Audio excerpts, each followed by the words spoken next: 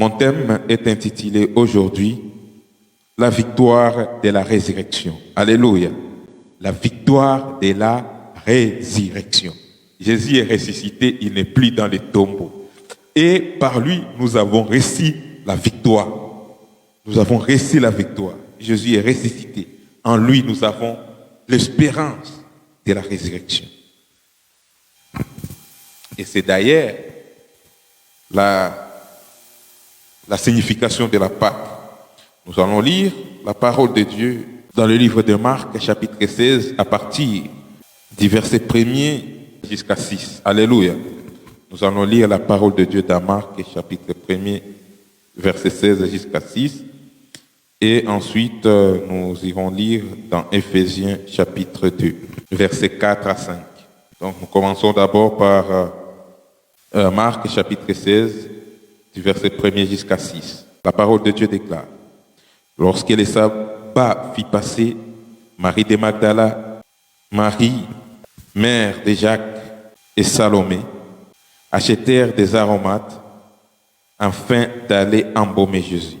Le premier jour de la semaine, elles se rendirent au sépulcre de grand matin, comme le soleil venait de se lever.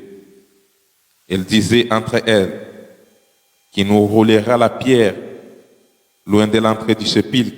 Et, levant les yeux, elles aperçurent que la pierre, qui était très grande, avait été roulée. Elles entrèrent dans le sépulcre, virent un jeune homme assis à droite, vêtu d'une robe blanche, et elles furent épouvantées. Il leur dit: Ne vous épouvantez pas, vous cherchez Jésus de Nazareth, qui a été crucifié, il est ressuscité. Il n'est point ici.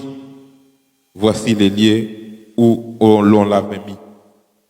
La Bible nous parle, j'aimerais que nous puissions comprendre ce que la Bible nous dit à ce point, avant d'acheminer le chapitre suivant. La Bible nous parle de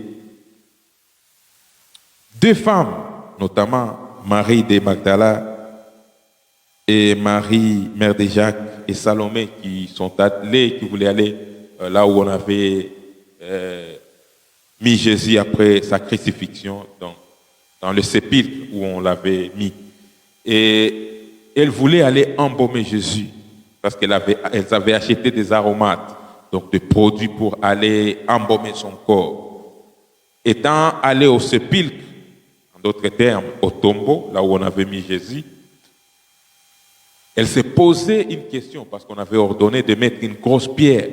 Parce que quand on avait mis Jésus dans le sépulcre, parce qu'on l'avait mis à mort, le religieux avait dit qu'il ne faudra pas qu'on puisse venir voler son corps et puis après on puisse dire que Jésus est ressuscité parce que eux, ils ne croyaient pas à la résurrection. Donc, notamment les principaux sacrificateurs et le pharisien. Donc, ils ne croyaient pas à ce que Jésus disait quand il parlait de sa mort et de sa résurrection. C'est la raison pour laquelle on avait ordonné de mettre une grosse pierre devant le sépulcre de Jésus et on avait même installé un soldat pour garder le sépulcre. Et donc, ces femmes-là étaient en train de se poser la question, se demandant qui va venir rouler la pierre pour elles, parce qu'elles savaient qu'il y avait une grosse pierre devant le sépulcre de Jésus. Et en arrivant là-bas, ces femmes-là étaient surprises parce que la grosse pierre qu'on avait mise devant le sépulcre était déjà ôtée. Alléluia. Oh, je déclare que des choses difficiles qui sont dans ta vie soient ôtées au nom de Jésus. Alléluia. Que toutes les difficultés que tu traverses dans ta vie, que ces difficultés-là soient ôtées au nom de Jésus. Alléluia. Et donc, ces femmes-là étaient surprises. Pendant qu'elles se posaient la question, se demandant qui va ôter la pierre pour elles. En arrivant, elles se sont rendues compte que la pierre était déjà ôtée. Il y a des surprises que Dieu fera comme cela dans ta vie. Tu te demanderas comment est-ce que je vais passer, je vais traverser cette situation. Comment est-ce que cette situation va passer? Comment est-ce que je vais m'en sortir dans cette situation? Tu te poses des questions, tu te demandes comment est-ce que tu vas y arriver. Je ne sais pas, ça peut être dans n'importe quel domaine. Mais je te garantis que le Dieu Tout-Puissant, le Dieu Créateur, le Dieu d'Israël, le Dieu en qui tu as cru par Jésus-Christ, est capable de te surprendre dans ta vie. Alléluia. Il est bon et il est le Dieu Tout-Puissant. Donc, par sa puissance, ils ont rencontré que la pierre était déjà ôtée. En arrivant vers le sépulcre, la Bible dit qu'elles virent un jeune homme qui était assis dans le sépulcre où on avait mis Jésus. Un jeune homme habillé en robe blanche. Mais c'était le symbole d'un ange. Alléluia. Et le jeune homme en soi, l'ange, savait que ces femmes-là venaient voir le corps de Jésus.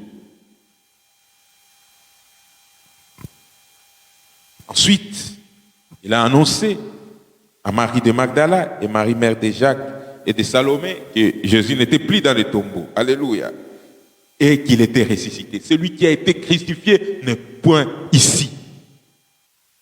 Donc celui qu'on a mis à mort n'est plus ici dans le tombeau. Il est ressuscité. Jésus avait annoncé qu'il sera amené à la mort et il ressuscitera le troisième jour. Donc Jésus,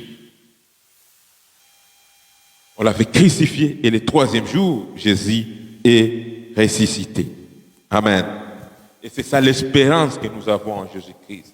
Ça veut dire quoi? Même si notre vie s'arrête sur la terre, nous savons qu'il y a l'espérance de la vie éternelle.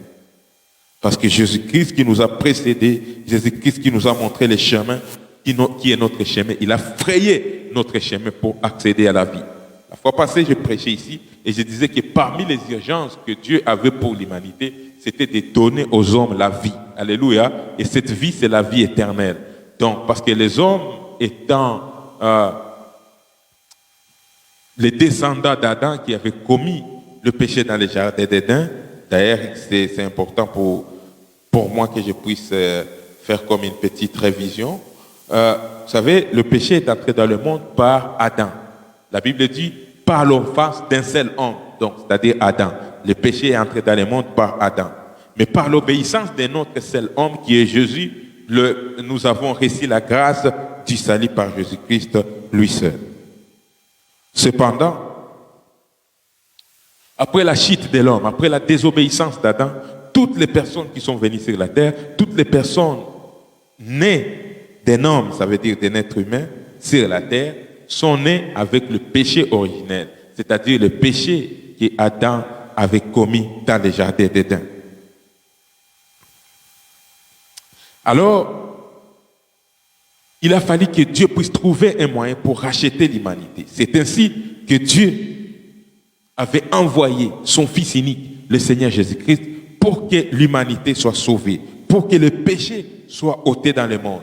C'est ainsi que Jean-Baptiste, quand il avait vu Jésus, Jean-Baptiste avait dit, voilà l'agneau de Dieu. Alléluia.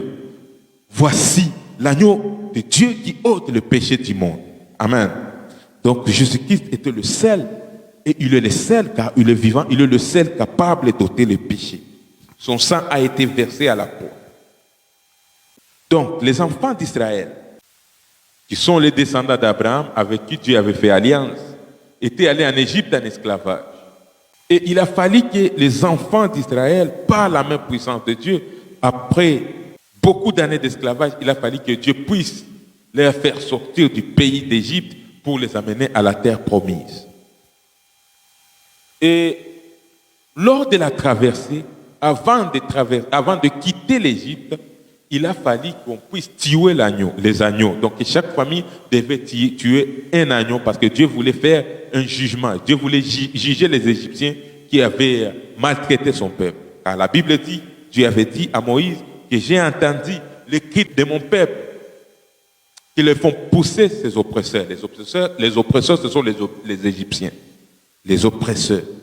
Cependant, quand Dieu voulait sauver les peuples juifs, les enfants d'Israël, de l'Égypte pour les amener en Israël, il a fallu, Dieu avait recommandé à chaque famille que dans chaque famille, on devait tuer un agneau et mettre le sang comme sur les linteaux. Parce que Dieu voulait juger la maison d'Égypte. Et c'est dans ce temps-là, on voulait tuer les premiers-nés de chaque maison. Alléluia.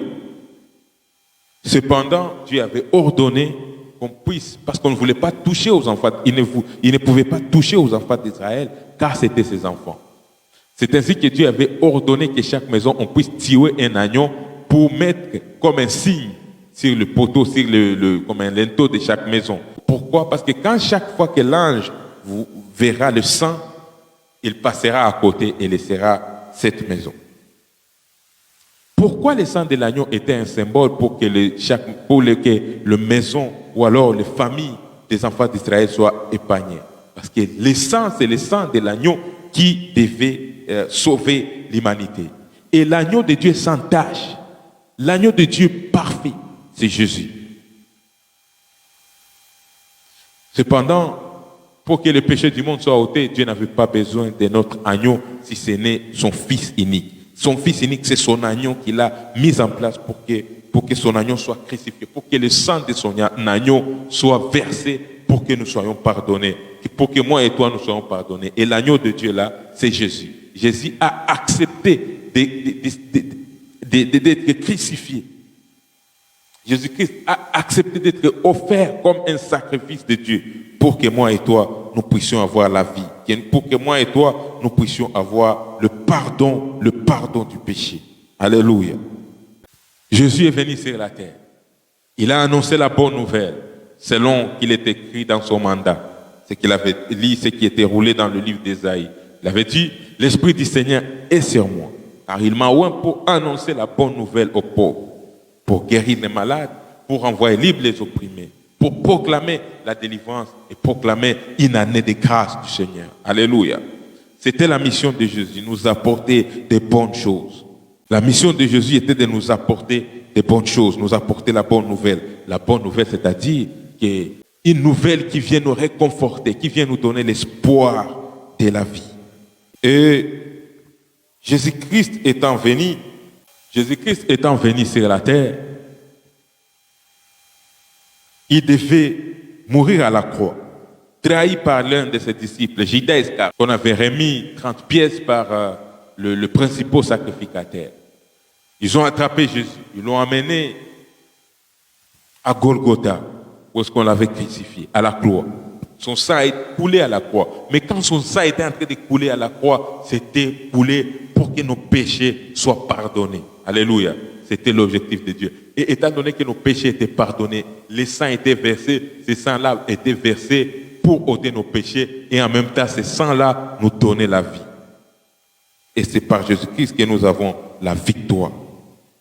Il a fallu que le sang de Jésus soit versé. Le sang qui n'a jamais commis de péché.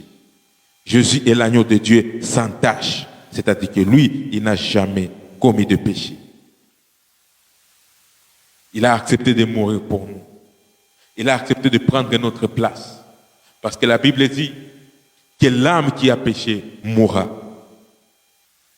La conséquence du péché, c'était la mort. La Bible dit car le salaire du péché, c'est la mort. Mais le don gratuit de Dieu, c'est la vie éternelle. En Jésus-Christ.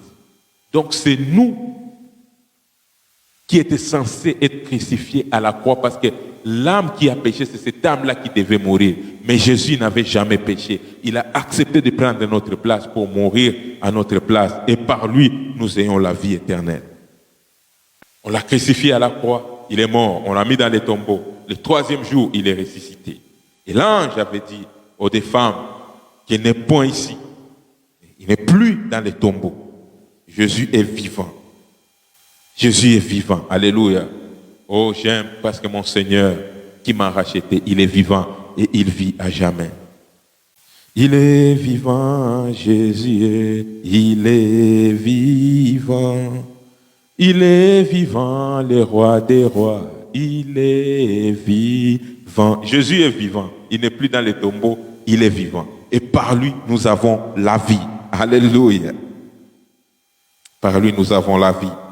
Nous allons lire dans Éphésiens chapitre 2, versets 4 à 5, pour voir ce que Dieu nous dit dans sa parole. Éphésiens chapitre 2, versets 4 à 5. Écoutez ce que la parole de Dieu nous dit.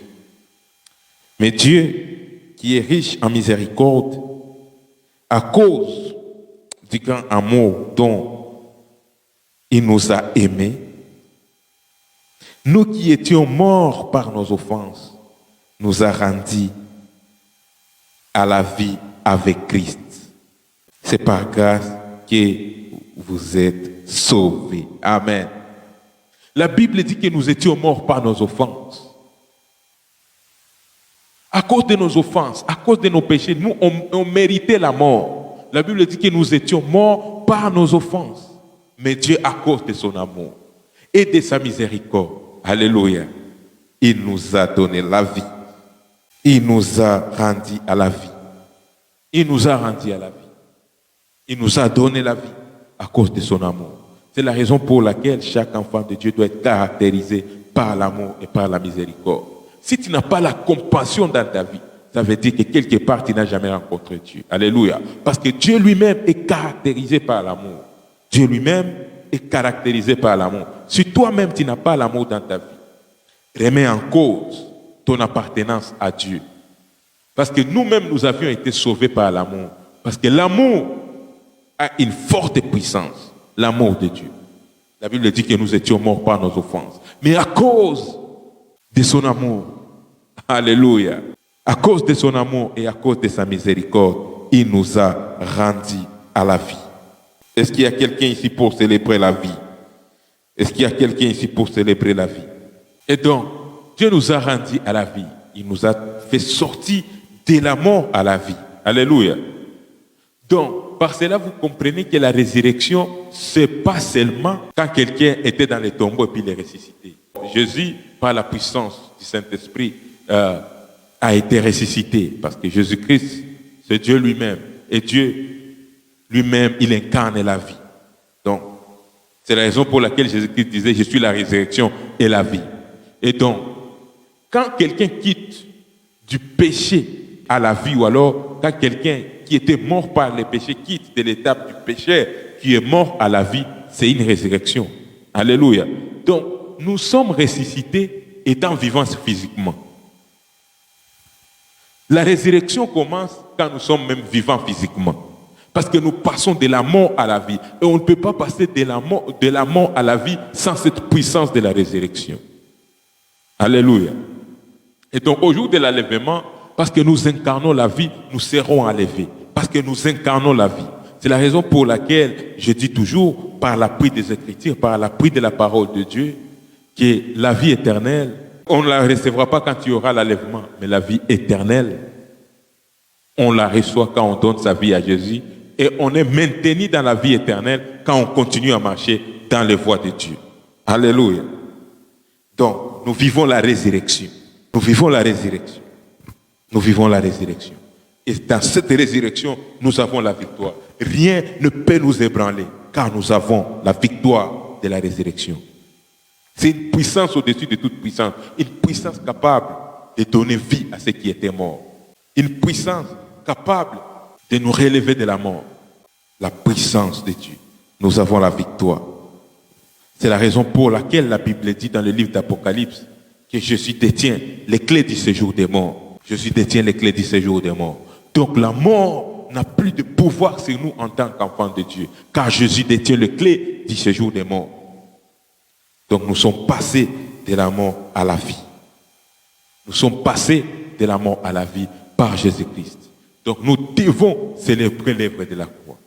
C'est ce qui nous maintient, c'est ce qui nous maintient dans la vie éternelle en tant qu'enfants de Dieu. Et on ne peut jamais recevoir cette vie éternelle par un autre chemin si ce n'est par le chemin de Jésus-Christ lui seul. Donc il n'y a pas trois chemins pour accéder à la vie éternelle. C'est Jésus-Christ le seul chemin pour accéder à la vie éternelle. Donc, sortez de la religion. Sortez de la religion en disant que, oh, bon, je connais Dieu. Si tu dis que tu connais Dieu, tu dois commencer par connaître son Fils. Alléluia. Tu dois commencer par connaître son Fils. Et la vie éternelle est qu'il te connaisse. Et c'est lui que tu as envoyé, Jésus-Christ. C'est ça la vie éternelle. Connaître Dieu par Jésus-Christ. Dieu est un Dieu protocolaire. Dieu a établi un protocole pour accéder à lui. La religion, le langage religieux, c'est dire, vous savez, la religion ne sauve pas. le langage religieux, c'est de dire que, moi, je connais Dieu, Dieu me connaît. Mais ok, je ne refuse pas, Dieu te connaît parce qu'il est omniscient, il te connaît, il t'a créé. Mais est-ce que tu lui appartiens? Parce qu'il y a la différence entre Dieu te connaît et tu appartiens à Dieu. Alléluia. Il y a la différence entre dire je connais Dieu et appartenir à Dieu également. Parce qu'on peut connaître Dieu sans l'appartenir. On peut connaître Dieu sans appartenir à Dieu. Donc l'urgence dans nos vies doit être d'appartenir à Dieu. La Bible dit, le Seigneur connaît ce qui lui appartient. Le Seigneur connaît ce qui lui appartient. Dieu, par son omniscience, il connaît tout le monde. Mais particulièrement, la Bible dit, le Seigneur connaît ce qui lui appartient. Et celui qui invoque le nom du Seigneur s'éloigne de l'iniquité. Donc il est important pour nous d'appartenir au Seigneur. Et nous laisser guider par Dieu. Car il est notre Dieu. Notre Dieu est bon. Et par lui, nous avons la vie. Rien n'a le prix de la vie. C'est la raison pour laquelle ça a coûté la vie de notre Seigneur Jésus-Christ. Et rien ne peut remplacer cela. Ça a coûté la vie de notre Seigneur pour que nous soyons rachetés. Et la Bible dit que vous avez été rachetés à un grand prix. Le grand prix, c'est la vie de Jésus. Et par lui, nous avons la vie. Et la Bible dit que nous sommes co-héritiers avec lui. Il est le premier-né d'entre plusieurs frères. Aujourd'hui, Jésus est notre frère. Alléluia. Jésus est notre frère. Alléluia. Amen. Nous sommes des petits frères de Jésus. Car la Bible dit qu'il est le premier-né entre plusieurs frères. Donc si Jésus est ton grand frère, tu auras peur de quoi? Quand tu marches, rien ne doit pas t'ébranler.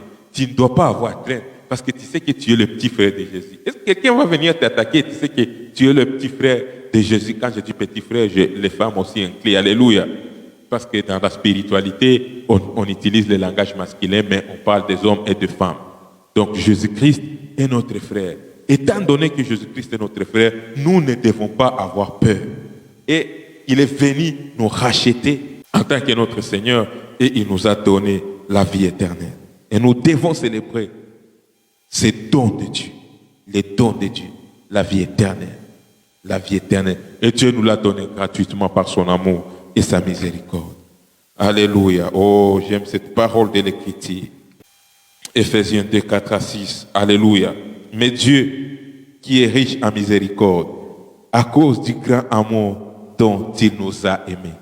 Dieu est riche en miséricorde. Il a la richesse, l'abondance de la miséricorde. Dieu est miséricordieux. Vous savez, les hommes aiment souvent condamner. Les hommes souvent, dans leur nature humaine, les gens prennent plaisir à la condamnation. C'est pour cela qu'il y a beaucoup de personnes, quand il s'agit de parler des autres, quand il s'agit de faire des commérages, quand il s'agit de critiquer, vous voyez, beaucoup de personnes sont contentes parce qu'on parle des autres, on condamne les autres, on juge les autres, les gens sont contents. Mais Dieu n'est pas comme cela. C'est la raison pour laquelle, quand tu aimes souvent critiquer les autres, quand tu aimes quand le mal arrive aux autres, tu n'as pas la nature de Dieu. Et il faut demander à Dieu la délivrance. Parce que ce n'est pas la nature de Dieu. La nature de Dieu, c'est la compassion. Nous avons accédé à la résurrection. Dieu nous a donné la grâce de la résurrection à cause, la Bible dit clairement, parce que Dieu est riche en miséricorde. Donc personne ne peut s'étaper la pratique. Nous tous, nous sommes relevés par la miséricorde de Dieu. Alléluia. La miséricorde triomphe du jugement. Alléluia. La miséricorde triomphe du jugement. Aujourd'hui, les gens aiment la condamnation, mais la Bible dit que la miséricorde triomphe du jugement. La condamnation est moins puissante devant la miséricorde. La miséricorde triomphe du jugement. La Bible dit que Dieu est riche en miséricorde. Alléluia. Dieu prend plaisir à avoir pitié des gens. Dieu prend plaisir à avoir pitié des gens. Dieu prend plaisir à la compassion. C'est ça la nature de Dieu. Et nous, en tant qu'enfants de Dieu, nous devons avoir la nature de Dieu. La miséricorde. La miséricorde triomphe du jugement, triomphe de la mort. Alléluia.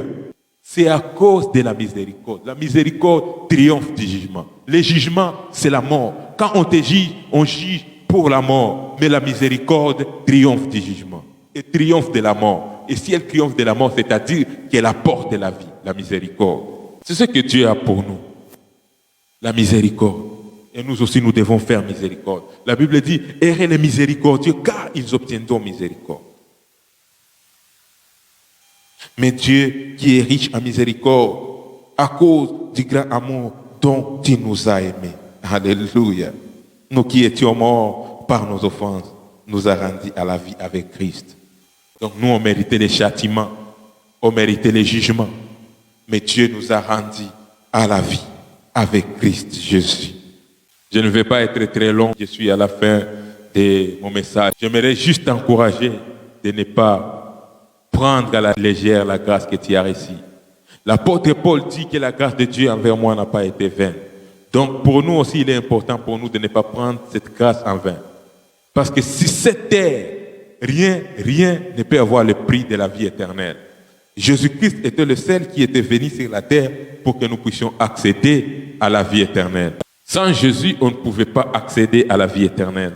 Mais c'est Jésus-Christ, lui seul, qui est venu sur la terre pour nous apporter la vie. Jésus, il est venu pour nous apporter la vie. C'est la raison pour laquelle ne prends pas la vie que Jésus t'a donnée en vain. Ne prends pas en vain la vie que Jésus t'a donnée. Mais garde cette grâce. Et on garde cette grâce en respectant la parole de Dieu, en pratiquant la parole de Dieu. C'est comme cela qu'on garde la grâce que Dieu nous a donnée.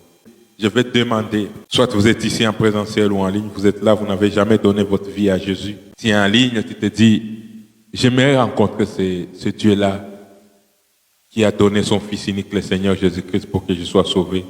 J'aimerais rencontrer ce Dieu-là pour que mes péchés soient pardonnés. J'aimerais aussi avoir la vie éternelle. Si tu es là, tu veux prendre cette décision, tu veux donner définitivement ta vie à Jésus. J'aimerais te guider dans la prière de repentance. Tu veux donner ta vie à Jésus, répète juste ces paroles après moi en disant, Seigneur Jésus, merci pour ta parole. À partir d'aujourd'hui, je demande pardon pour tous mes péchés. Seigneur Jésus, je te donne ma vie éternellement. Conduis ma vie pour toujours. Merci pour la résurrection. Je crois que tu as été crucifié et que Dieu t'a ressuscité des morts. Et par toi, j'ai la résurrection. Merci pour cette grâce. Saint-Esprit, viens, conduis ma vie pour l'éternité. Je vivrai éternellement par la grâce de Dieu. Au nom de Jésus-Christ. Au nom de Jésus-Christ. Amen. Si tu as fait cette belle confession, tu as pris une bonne décision que tu ne regretteras jamais.